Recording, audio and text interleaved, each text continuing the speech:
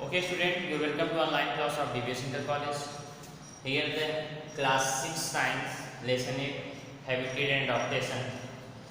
In the previous 3 lecture, we discussed about habitat adaptation and also we discussed component of habitat, in which we discussed the 2 point.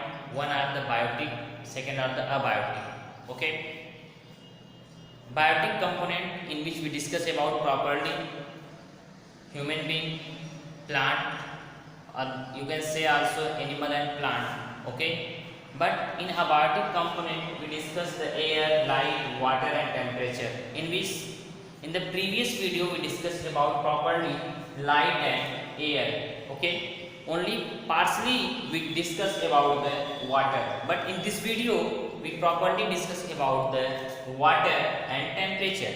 It means what is the importance of water and what is the importance of temperature in our daily life. ठीक है ना, क्या important है water का हमारे daily life में और क्या नहीं. जैसे कि हमने अभी देखा कि हमारे लिए एयर इम्पोर्टेंट है, लाइट इम्पोर्टेंट है, उसी प्रकार से बेटा जो वाटर हमारे चारों तरफ प्रेजेंट हैं ये भी हमारे लिए बहुत इम्पोर्टेंट है. ठीक है ना, ये भी हमारे लिए क्या है, बहुत इम्पोर्टेंट है. बहुत सारे तो ऐसे एनिमल पाए जाते हैं जिनका हैबिटेट ही वाटर होता है, जो वाटर में वास करते हैं. ठीक है ना, एग्जाम्पल के लिए आपको बता दें कि those living area receive a lot of rainfall. ठीक है, दीज प्लांट आर कॉल्ड ज़ेरोट्राइब. ध्यान देना, कुछ ऐसे एरिया होते हैं बेटा जहाँ पर बहुत less amount of water receive करते हैं, कुछ ऐसे एरिया होते हैं जहाँ पर lot of amount of water या रेन के रूप में वो रिसीव करते हैं. मतलब कहीं कहीं बारिश बहुत ज़्यादा होती है तो उसको हम बोलते हैं ट्रॉपिकल रीजन, कहीं कहीं बारिश बहुत कम होती है जिसको हम डेजर्ट रीजन के नाम से जानते हैं. ठीक है ना, तो कुछ ऐसे प्लांट होते हैं जो प्लांट मतलब कि बहुत ही कम पानी की उनको आवश्यकता होती है. ऐसे प्लांट, ऐसे एनिमल, ठीक है, खासकर प्लांट को हम ले रहे हैं, those plant which use the less amount of water. ऐसे प्लांट को हम ज़ेरोफाइट्स प्लांट के नाम से जानते हैं. किसके नाम जानते हैं, ज़ेरोफाइट्स. वाटर में आपके पास अगला पॉइंट आएगा ज़ेरोफाइट्स. ठीक है ना, ज़ेरो. ठीक है ना, क्या है बेटा आपका, ज़ेरोफाइट्स. ज़ेरो, ठीक है ना, ज़ेरो आपके पास जो दिया गया है ज़ेरो, ज़ेरो का मतलब होता है बेटा ड्राई, और फाइट्स का मतलब आपके पास जो होता है वो होता है प्लांट. ऐसे प्लांट जो प्लांट मतलब कि कम से कम वाटर, बहुत ज़्यादा हीट में अपने आप को एडॉप्ट करते हैं, ऐसे प्लांट को हम ज़ेरोफाइट्स प्लांट के नाम से जानते हैं. ऐसे प्लांट की क्वालिटी क्या होती है, खासियत क्या होती है, ये आता है. ऐसे प्लांट जो होते हैं इनकी स्टीम काफ़ी मोटी होती है. ठीक है ना, मोटी का मतलब है कि इनकी स्टीम कह सकते हैं आप फ्लफी होती है, जिसमें वाटर एब्जॉर्ब कर सके. ये इनके पास कुछ तो ऐसे होते हैं इनके पास पत्तियां बहुत छोटी पाई जाती हैं, कुछ ऐसे होते हैं इनके पास पत्तियां पाई ही नहीं जाती. ठीक है ना, जैसे आपके पास है कैक्टस. कैक्टस आप देखते हो, एक कह सकते हैं उसको हम कि स्पॉन्जी स्टीम उनके पास होता है. स्पॉन्जी स्टीम की वजह से वाटर मैक्सिमम एब्जॉर्ब किए रहते हैं और इनके पास पत्तियां नहीं होती हैं, जिससे कम से कम अमाउंट में वाटर लॉस कर सकते हैं.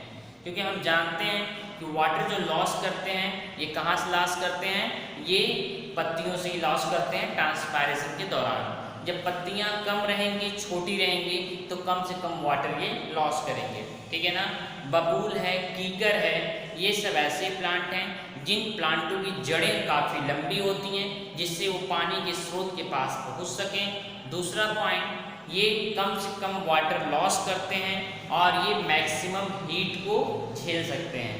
तो जो ज़ेरोफाइट्स प्लांट होते हैं बेटा, इनकी खासियत क्या क्या बताया मैंने. पहली पॉइंट ये है कि इनको कम से कम वाटर की रिक्वायरमेंट होती है. दूसरा, ये मैक्सिमम से मैक्सिमम टेम्परेचर में भी अपने आप को हरा भरा रख सकते हैं। तीसरा, इनके पास स्पंजी स्टीम होती है जिससे वो लार्ज अमाउंट ऑफ वाटर को एब्जॉर्ब किए रहते हैं और जब उनको वाटर नहीं मिल पाता है तो उसी वाटर के द्वारा अपना जीवन चलाते हैं। ठीक है ना।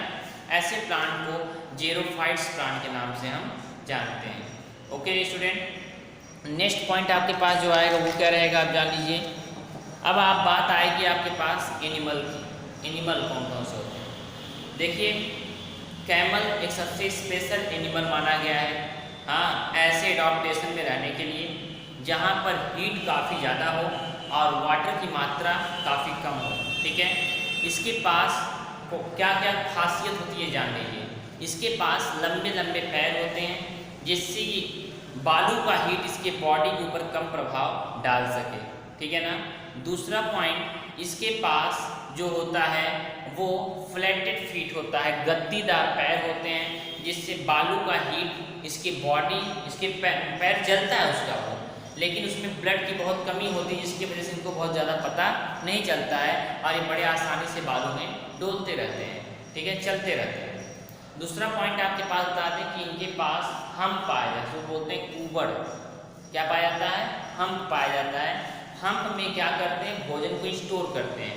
भोजन को स्टोर करने की वजह से यह जानते हैं लगभग एक हफ्ते तक अगर भोजन ना पाए, 3 दिन तक भोजन ना पाए, तो उसी से ये अपना फैट लगातार बर्न करना शुरू करता है और बर्न करने के बाद उसी से अपना जीवन यापन करता रहता है। क्योंकि रेगिस्तान में बेटा everywhere not possible to found क्या to found food. Okay, next point ये है कि यहाँ के जो जानवर होते हैं इनकी लंबाई बहुत अधिक होती है।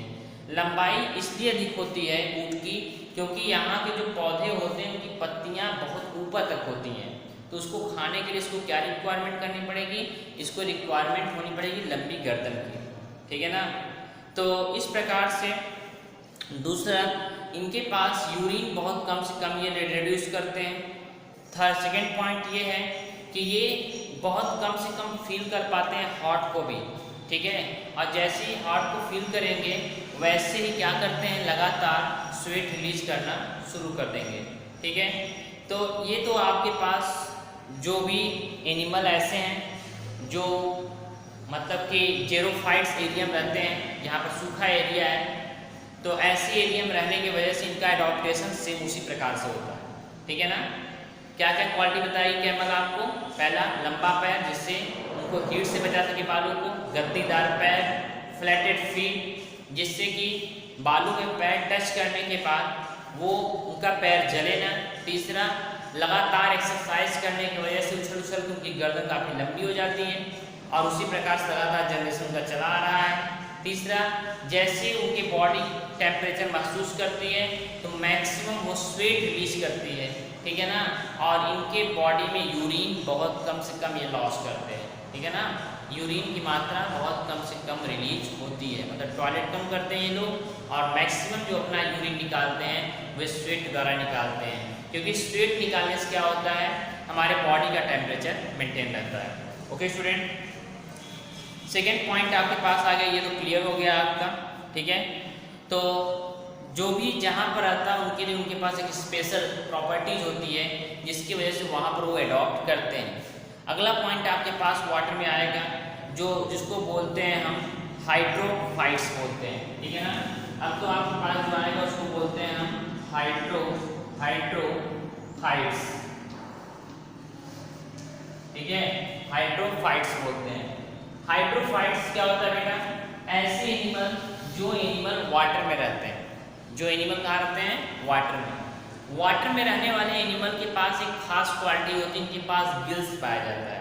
गिल्स में क्या होता है, ये वाटर को एब्जॉर्ब करते हैं, मुंह में लेते हैं और उसी मुंह में लेने के बाद, इसके पहले एक पॉइंट और जान लीजिए आप, जो पॉन्ड के वाटर पाए जाते हैं, समुद्र के वाटर पाए जाते हैं, इन वाटर में ऑक्सीजन घुला हुआ रहता है। अब सोचिए ऑक्सीजन आता है कहाँ से? क्योंकि जो हाइड्रो प्लांट होते हैं, पानी में पाए जाने वाले पौधे जो होते हैं, ये पौधे फोटोसिंथेसिस के दौरान प्रोड्यूस करते हैं। ठीक है, प्रोड्यूस करते हैं, क्या प्रोड्यूस करते हैं? ऑक्सीजन को प्रोड्यूस करते हैं, अपना भोजन बनाते हैं। ठीक है ना। तो इसमें होता क्या है कि जब ये प्रोड्यूस करेंगे वाटर को, सॉरी ऑक्सीजन को प्रोड्यूस करेंगे, तो वो ऑक्सीजन जाकर उस वाटर में घुल जाती है। फिर जो भी जानवर एक्वाटिक प्लांट जो हैं, वो एक्वाटिक एनिमल, खासकर एक्वाटिक एनिमल जो हैं, वो क्या करते हैं, उसी ऑक्सीजन को लेते हैं, लिक्विड ऑक्सीजन को लेते हैं घुला हुआ जो वाटर में है, और वो ऑक्सीजन जब से गिल से पास होगा, गिल्स फिल्टर कर लेता ऑक्सीजन को और वाटर वहीं से बाहर निकाल देगा। उसी ऑक्सीजन का ये यूज करके अपने बॉडी के अंदर प्रेजेंट ग्लूकोज को बर्न करते हैं, और बर्न करने के बाद अपने आप को एनर्जी प्रोवाइड करते हैं। ठीक है ना। ऐसे प्लांट को हम क्या बोलते हैं बेटा, ऐसे ही प्लांट जो हमारे पास होते हैं या ऐसे एनिमल जो हमारे पास होते हैं, उनको हम हाइड्रोफाइट्स के नाम से जानते हैं। ऐसे प्लांट की जो बॉडी होती है स्ट्रीमलाइन बॉडी होती है, जिससे वाटर में आसानी से रह सकें। इनके पास 2 पंख होते हैं, पूंछ होती है जिससे डायरेक्शन चेंज कर सकें, और इनके स्ट्रीमलाइन बॉडी का मतलब ये है कि इनके आगे सिरे में पतला होगा, पीछे भी पतला होगा, जिससे वाटर को आसानी से वो उसके धाराओं को चीरते हुए निकल जाए, मतलब कम से कम वाटर रेजिस्टेंस को फेस करें। ठीक है ना। जैसे एग्जाम्पल, आज अपने घर पे एक बाल्टी लीजिएगा, उस बाल्टी में हाथ को ऐसे घुमाइएगा, आपको फोर्स बहुत ज़्यादा अप्लाई करना होगा, लेकिन ऐसे ले जाएंगे तो फोर्स बहुत कम अप्लाई करना पड़ेगा। ठीक है ना। तो यही पॉइंट है कि जब उनकी बॉडी का शेप ऐसा बनाया ही जाता है जिससे वो आसानी से तैर सकें। मछलियों की बॉडी को शेप को देख करके जहाज़ें बनाई जाती हैं बड़ी बड़ी, जो सामने और पीछे पतली होती हैं और बीच में मोटी होती हैं, जिससे होता क्या है कि इनके पास वाटर का रेजिस्टेंस बहुत ही कम हो जाता है। ठीक है ना। और इजीली जहाज मूव करती हैं वाटर में। Okay student, okay. Next point आपके पास आएगा हाइड्रोफाइट्स जो होते हैं। ये हाइड्रो तो होता है आपके पास वाटर, और फाइट्स होता है प्लांट। अभी तो मैंने एनिमल के बारे में डिस्कस किया, अब मैं प्लांट के बारे में बता रहा हूँ। ये प्लांट जो होते हैं, ये इनके ऊपर एक ग्रीसी लेयर लगा होता है, ग्रीसी लेयर जो इनको प्रोटेक्ट करता है कि सड़ने से बच जाए। और बताते हैं जो एनिमल होते हैं उनके ऊपर एक स्केल पाई जाती है। आप लोग घर में मछलियाँ आती होंगी, देखते हैं उस पर होता है चिवटा है ना, गाँव लोग बोलते हैं कि चिवटा है, उसको छुड़ा के तब मछली खाओ। वो स्केल होता है, एक बोनी स्केल होता है जो वाटर को स्लिप कर देता है, और जिससे उनकी बॉडी को वाटर प्रभावित नहीं कर पाता है। ऐसे ही जो पानी में जहाँ पेड़ पौधे पाए जाते हैं, पौधों के ऊपर एक ग्रीसी लेयर लगा होता है। एक ग्रीसी लेयर लगे होने की वजह से इनको पानी अफेक्ट नहीं कर पाता, पानी तुरंत स्लिप कर जाता है, और ये बड़े आसानी से अपना जीवन जीते हैं। दूसरा पॉइंट, ये स्पंजी होता है, इनका स्टीम बहुत हल्का होता है, जिसकी वजह से ये पानी में फ्लोट करते हैं। कुछ ऐसे होते हैं जो फ्लोट करते हैं, कुछ ऐसे होते हैं जो ज़मीन के अंदर पाए जाते हैं। ठीक है ना। तो इनकी क्वालिटी सारी क्वालिटी नॉर्मल प्लांट की तरह है। इनके पास बस एक पॉइंट डिफरेंट है कि इनके पास वैक्स लेयर रहता है इनके प्लांट के ऊपर, जिससे कि इनके ऊपर वाटर का इफेक्ट बहुत कम से कम पड़ सके। इनकी स्टीम स्पंजी होते हैं, जिससे आसानी से उसमें तैरते रहें। Okay student, clear. ठीक है। अगला पॉइंट आपके पास होगा, कुछ पौधे ऐसे होते हैं जिन पौधों की जड़ें काफ़ी लंबी होती हैं, जो ऊपर तैरते रहते हैं, लेकिन उनके जड़ें नीचे बॉटम तक पहुंची रहती हैं, और वहां से वो मिनरल और वाटर को एब्जॉर्ब करेंगी, और एब्जॉर्ब करने के बाद फोटोसिंथेसिस में वो हेल्पफुल होती है। कुछ प्लांट ऐसे होते हैं जो वाटर के अंदर से फोटोसिंथेसिस करते हैं, कुछ प्लांट ऐसे होते हैं जो ऊपर तैरते रहते हैं। ठीक है ना।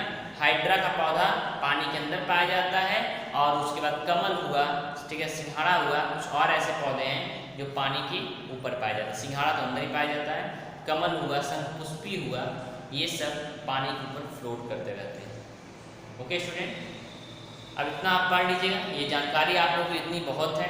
ठीक है। और अगर ना अंडरस्टैंड हुआ तो फिर हमें आप बताइएगा, फिर मैं आपको बताऊँगा। ओके। नेक्स्ट पॉइंट आपके पास जो रहेगा वो आपके पास रहेगा, वाटर यहाँ पर क्लियर हो गया। अगला पॉइंट आपके पास जो है वो है आपका टेम्परेचर। ठीक है ना। टेम्परेचर का बहुत बड़ा योगदान, ठीक है ना।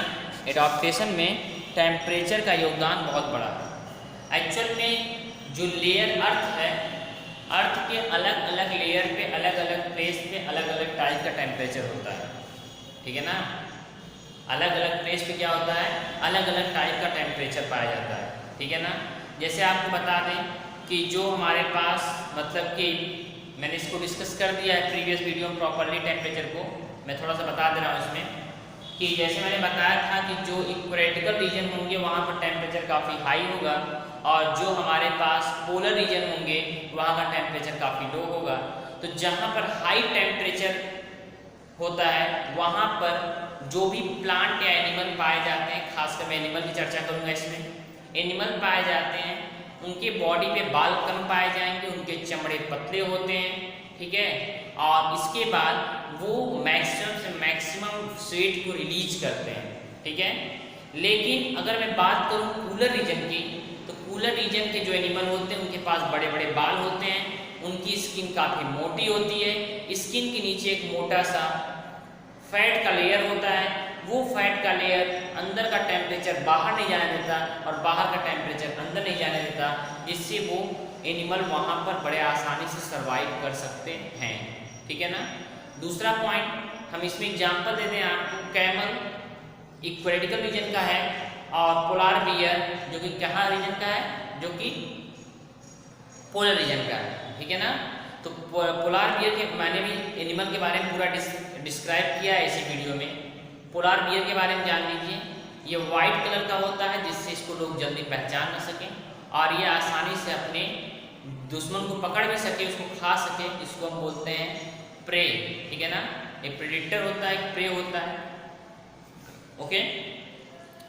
तो दूसरा पॉइंट आपके पास क्या रहेगा कि इसके पास लंबे लंबे बाल होते हैं जिससे इसके बॉडी को गर्म रखे रहें। तीसरा पॉइंट आपके पास क्या होता है कि ये जो पाए जाते हैं इनके पास एक मोटी फैट की लेयर होती है स्किन के जस्ट नीचे, जो कि न भोजन मिलने पर वो जल के उनको एनर्जी भी प्रोवाइड करती है, और दूसरा पॉइंट ये उनको टेम्परेचर रिडक्शन से ही बचाती है, मतलब अंदर बॉडी का टेम्परेचर बाहर नहीं जाएगा और बाहर का टेम्परेचर अंदर नहीं आता, ठीक है ना।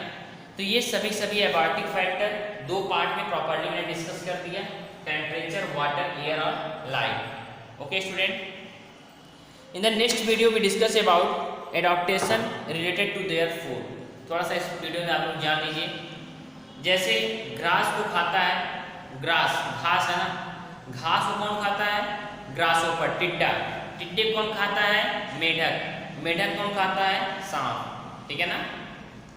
ऐसे ही एक साइकिल है, फूड साइकिल है जो एक दूसरे को लोग ईट करते हैं। दूसरा पॉइंट है ग्रास को खाता है हिरन, हिरन कौन खाता है, शेर, ठीक है ना।